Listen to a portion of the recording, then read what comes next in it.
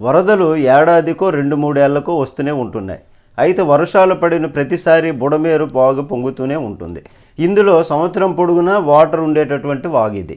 కాబట్టి ఏ క్షణంలో వాటర్ ఎంత ఎక్కువగా వస్తుందో, ఏ క్షణంలో వాటర్ తక్కువగా వస్తుంది అనేటటువంటిది అంచనా వేయలేనటువంటి పరిస్థితి.